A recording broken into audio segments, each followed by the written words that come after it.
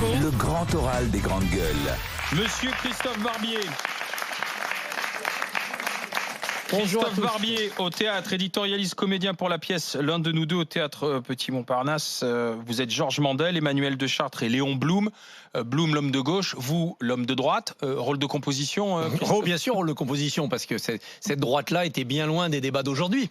Évidemment, c'est une droite en plus qui vient de la gauche, parce que Mandel était le collaborateur de Clémenceau. Et Clémenceau a commencé quand même à la fin du 19e sur une ligne plutôt à gauche. Et puis après, il y a eu la présidence du Conseil en 1906-1907, avec des grèves très dures qu'il a fallu réprimer. Et puis la guerre, bien entendu. Et il s'est retrouvé, Mandel, rejeté vers la droite. Alors, tous les deux, on est en 1944, ils sont prisonniers tous les deux, l'homme de gauche, l'homme de droite. Finalement, les circonstances font qu'ils se mettent à dialoguer. En quoi cette pièce et ce dialogue fait-il écho à notre époque, ou qu'est-ce qu'on peut trouver aujourd'hui d'actuel dans ce dialogue entre les deux? Plusieurs choses. D'abord, leur dialogue, c'est un dialogue sur comment gouverner, comment réformer un pays. Blum pense qu'on peut réformer uniquement par le compromis, en entraînant les gens lentement mais sûrement.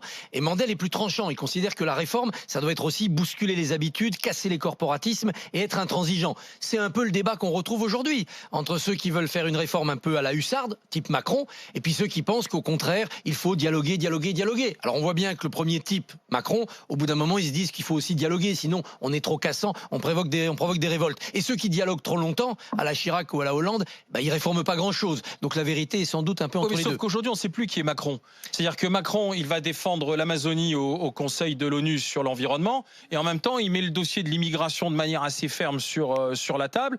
Parce que la vérité aujourd'hui échappe au camp idéologique. Les idéologies sont effondrées. Il y a des bonnes causes et des bonnes méthodes à droite comme à gauche, et il faut essayer à la fois de dépasser ce clivage et quand même de garder ce qu'il y a dans chacune des familles, un peu d'opérationnel et d'efficient. Et puis, et là aussi ça nous renvoie au dialogue Blum-Mandel, si on échoue dans la réforme, ça veut dire qu'on laisse la place à ceux qui sont sur des méthodes beaucoup plus radicales, beaucoup plus extrémistes. Et on retrouve dans ce débat entre les modérés et les populistes aujourd'hui, ce qu'il y a pu avoir avant et pendant la guerre comme débat entre ceux qui étaient pour des solutions extrêmement radicales, nationalistes, guerrières, et ceux qui pensaient qu'il fallait garder confiance dans la démocratie représentative. Un extrait, quelques secondes, Blum-Mandel au théâtre, c'est avec Christophe Barbier et Emmanuel de Chartres. Quand Pétain vous a traîné au procès de Riom en 42, j'ai aimé votre violence contenue. Ma violence à moi serait plus directe que la vôtre. Mitraillette, voilà. Toujours votre indulgence. Mais il n'y a pas de système sans les hommes, des individus libres. De l'indulgence ou de la générosité? De tous ces maîtres de la France égoïstes, j'ai été, si je vous comprends bien, le valet. Mais non. Le valet est pire que le maître. Mais non, Mandel, je ne dis pas cela. Il me semble qu'il vaut mieux que nous en restions là. Vous avez été plusieurs fois ministre. J'ai été président du Conseil, mais avons-nous agi? Avons-nous créé? Monsieur Maxime Yeddo. La pièce, c'est... joue bien. Hein. Merci. Vous jouez bien, je trouve. Merci. Hein. Je pensais vous voir avec l'écharpe rouge, mais... Ah non, on oublie tout ça. Non, la pièce est bonne, le théâtre est intimiste, donc ça rend d'autant plus, je trouve, la séance agréable. On sort très vite du personnage qu'on a l'habitude de voir à BFM, ce qui aurait pu être éventuellement un inconvénient. Il y a quelque chose d'assez frappant dans les dialogues que vous récitez très bien d'ailleurs, c'est les phrases qui font écho aujourd'hui à un point qui sont presque troublants. La violence, quelle victime a-t-il faite? Eh bien, les employés qui ont perdu leur boulot, les commerçants qui ont fait faillite, et ceux qui vont devoir payer la note parce que le gouvernement a lâché des milliards, mais il faudra bien les récupérer. Donc on va les récupérer sur quoi? Le système social ou sur le pouvoir d'achat. Donc à un moment donné, le choix du désordre, soit il est révolutionnaire, on change de régime, ça fait des dégâts, mais c'est comme ça, c'est l'histoire, soit il est contre-performant. Et ce que dit Clémenceau à travers Mandel, c'est que le désordre, il opprime d'abord en effet le faible.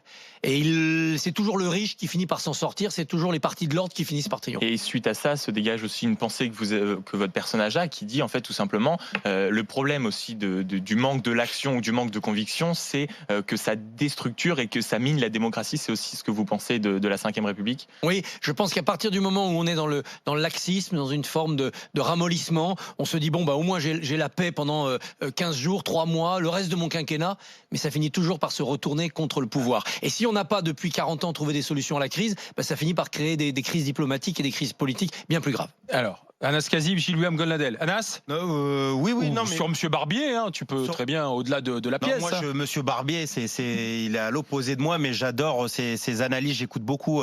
C'est dans l'air. J'ai trouvé qu'il avait les analyses sur le mouvement des Gilets jaunes et d'une justesse quasi parfaite. Moi, je suis pas d'accord sur les conclusions, sur le comment, mais je trouve que Christophe Barbier, notamment Yves Tréhard, ont été les premiers à avoir une finesse sans parti pris, c'est-à-dire que moi, plusieurs fois, je vous ai entendu parler parfois de spectre révolutionnaire, de retour de la lutte des classes. Et c'est vrai que quand on parle de Léon Blum, enfin moi, il y a un livre que je recommande qui est Où va la France de Trotsky sur la période de 34-36, où on relie des moments en fait de grève, des moments qui ressemblent quasi insurrectionnels, qui ressemblent quasi trait pour trait à ce qui s'est passé au mois de décembre. Et c'est intéressant que vous plongez là-dedans. C'est-à-dire qu'il y a un côté un peu où vous voyez ce côté lutte de classe, mais qu'en même temps, on va dire l'éditorialiste Christophe Barbier essaye par moment de le rejeter, quoi. C'est pour ça que vous avez pris Monsieur Mandel.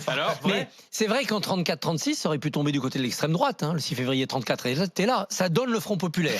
Qu'on aime ou qu'on n'aime pas, ça reste du côté de la démocratie représentative. Mais cette balance-là, elle est toujours au-dessus de notre tête. Pour qu'il y ait lutte des classes, il faut qu'il y ait des classes. Moi, ce que je reproche principalement aux Gilets jaunes, c'est de ne pas avoir su s'organiser, trouver des leaders, trouver des idées, faire un programme. Et l'hétérogénéité aussi. C'est très hétérogène et finalement, ça ne finit par trouver son unité que dans la volonté partagée de nuire au pouvoir. Mais c'est stérile, ça. C'est stérile, ça n'apportera pas des progrès sociaux. Ça peut apporter tel ou tel ministre qui va lâcher quelques milliards, mais ça n'apportera pas un changement de société. Le vrai mouvement de fond en ce moment qui veut changer les sociétés, c'est les jeunes sur le climat. Ouais, voilà. Et ça, évidemment, c'est pas du tout la même chose. Mais qui se sont encore fait infiltrer durant le week-end. Et oui, parce que ceux qui les infiltrent ne veulent surtout pas qu'un combat légitime l'emporte sur le terrain des idées et demain des élections. Ils veulent parasiter par de la violence pour être dans le nihilisme. Et c'est ça qu'il faut combattre, c'est le nihilisme. Est-ce que les jeunes, vous pensez, dans la politique actuelle, ont leur place, je pense notamment, ou même dans la vie actuelle, ont leur place au point de faire changer les choses? Je pense notamment à ce qui s'est passé ce week-end. Vous en avez parlé dans la matinale et tout. Le The Event, ça a rapporté 3 millions d'euros pour l'Institut Pasteur. L'année dernière, plus d'1 million. C'est record, c'est historique, juste avec des streamers et des gens qui les regardent. Vous pensez vraiment qu'on a encore le pouvoir en France, les jeunes, de changer des choses? Bien sûr, de les changer par ces comportements-là, par les nouvelles technologies, de les changer en investissant le champ démocratique, c'est-à-dire en se présentant aux élections et en les gagnant, mais en changeant aussi cette 5e République qui est en effet un peu archaïque, avec des modes de scrutin un peu raides, avec une impression que les votes ne servent pas à grand-chose. Il faut investir le champ du pouvoir pour changer la démocratie représentative. Mais sinon, si on nie les principes de la démocratie, on aura la démocrature et ça se retournera contre la jeunesse. Moi, je voulais juste vous relancer rapidement sur le mouvement des Gilets jaunes, sur la suite. Il y a un livre moi que j'ai lu récemment là sur le mouvement des Gilets jaunes qui est écrit par Juan Chingo, je crois de mémoire. Le titre c'est Lorsque le trône a vacillé. Il y a un effet. Qu'est-ce que vous pensez de cet effet dont on parle de gilet jaunisation du mouvement ouvrier? C'est-à-dire qu'on a pu le voir avec la RATP et notamment sur tout le long avec la future réforme des retraites, où en fait il y a un truc réellement à la base en fait, où il y a des acquis du mouvement des Gilets jaunes, de ceux qui n'ont pas spécialement participé, mais qui ont regardé en fait cette spontanéité, cette radicalité, et notamment ce rejet des négociations, ce rejet de la bureaucratie syndicale, en fait, de ceux dont on a l'impression qu'ils trahissent les grèves. Et moi je le vois ça, je sais pas ce que vous en pensez en fait dans cette rentrée 2019 de ce côté gilet jaunisation entre guillemets du mouvement ouvrier. Oui, qu'ils aient rejeté les syndicats comme ils ont rejeté il y a 2 ans dans les urnes les partis politiques, c'est-à-dire en effet les structures bureaucratiques d'organisation du débat, c'est très bien et on voit bien l'obsolescence de ce système. Mais en le remplaçant par quoi? Si c'est l'anomie et l'anarchie dans la rue, ça mène à rien. Donc il faut le remplacer par autre chose de structuré. C'est pour ça que je pense que les Gilets jaunes devraient investir le terrain démocratique en se présentant massivement au municipal, parce que c'est l'échelon de base de notre démocratie. Et je suis moi partisan du syndicalisme obligatoire. On rentre dans une entreprise, on est obligé de choisir son syndicat. Donc les gens ne choisiront pas des vieilles badernes idéologiques et dogmatiques, ils choisiront les syndicats qui sont les plus actifs, qui changent concrètement leurs conditions de travail et leurs conditions de vie. Ils chercheront l'utilité du syndicat et pas l'idéologie du syndicat. Et à ce moment-là, les pouvoirs seront obligés de dialoguer avec les syndicats, que ce soit les patrons ou les ministres. Il écoute, pas d'accord, mais je vous relance pas. Il écoute attentivement, maître Gilles-William Goldnadel. Oui, mais pardon, je suis... Face au micro, toujours, s'il te plaît, que la France profite de tes propos. Beaucoup plus passionné par la pièce, pardon de vous le dire, mais d'abord, j'oubliais même que c'était vous. J'étais plongé dans le personnage de Mandel. Franchement, vous le campez très bien. D'autant plus que vous ne lui ressemblez pas. Je veux dire, c'était quelqu'un de très cassant. Oui. Mandel. C'était quelqu'un même d'antipathique. Oui, tout à fait, complètement. Et moi, ça me touche énormément. Ce couple-là me touche énormément parce que, personnellement, je me sens et très proche de Blum et très proche de Mandel. Ces deux juifs, je rappelle, hein, ce sont deux juifs qui sont enfermés dans le même camp, qui ont été poursuivis par Vichy. Et j'attire votre attention, vous devriez lire les mémoires de Garçon. Maurice Garçon, avocat. L'avocat, il va voir... Académicien, d'ailleurs, je crois. Après, à l'Académie française. Ça a été un type exceptionnel. Il ne brillait pas par le philosémitisme. Et il va voir Mandel dans sa prison. Il en parle dans son journal. Et quand il en ressort, il écrit qu'il n'avait jamais vu un type aussi courageux et visionnaire. Donc c'était un serviteur de l'État avant tout, droite, gauche, je ne sais pas. Il était serviteur de l'État jusqu'à l'excès, et Blum, vous savez comment il était, lui, en homme de gauche. Effectivement, vous l'avez dépeint comme quelqu'un de conciliant, avec peut-être sa responsabilité dans le problème du réarmement. Bon. Il s'interrogeait là-dessus jusqu'au bout. Il s'interrogeait. Ce que je veux dire, pardon d'attirer la question sur la question juive, mais il y a une scène que rapporte Blum et qui est très touchante pour moi. C'est Mandel qui lui dit en confidence. Mandel était très ennemi du sionisme. Et juste avant de partir pour être exécuté, il ne le savait pas par la milice, il confie à Blum, qui lui était très favorable au sionisme, il lui dit, vous savez Blum, j'ai bien réfléchi, ça serait pas mal un État juif. Et donc à ce moment-là, justement, où les deux étaient évidemment victimes de ce que vous savez, moi c'est quelque chose qui me touche beaucoup. Mais les deux hommes, je dois vous dire que je me sens très proche d'eux, alors qu'eux-mêmes sont très éloignés l'un de l'autre. Pourquoi n'ont-ils pas quitté la France? Pourquoi Mandel, alors que Churchill lui avait envoyé un avion, ne va pas à Londres en juin 40? C'est parce qu'il veut rester en territoire français. Alors il va au Maroc et il se fait arrêter par Vichy, 4 ans de prison, et il est tué par la milice. Pourquoi il n'a pas voulu aller à Londres? Parce qu'il se disait, moi juif, si je quitte le territoire national, tous les antisémites vont dire c'est un déserteur, c'est un antipatriote. Donc je ne peux pas leur faire ce cadeau. Donc je vais rester sur le territoire, et c'est ce qui va causer sa perte. Du coup, les Anglais vont voir un autre ministre qui venait d'entrer au gouvernement, qui s'appelle Charles de Gaulle.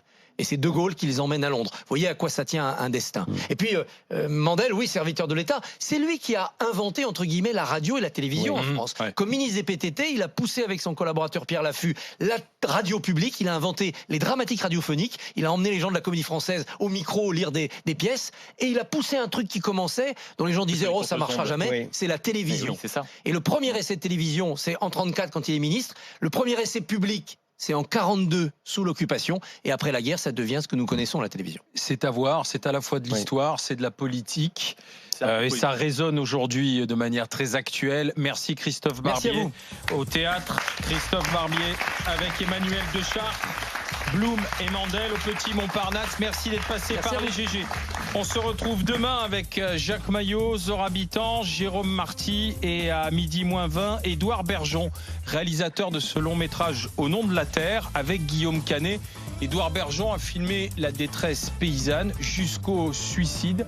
Ça fait écho au drame qu'a vécu son père et il viendra nous en parler demain. Passez une bonne journée et rendez-vous à 9h en direct sur RMC Story. RMC. Alain Marchal, Olivier Truchot. Les grandes gueules.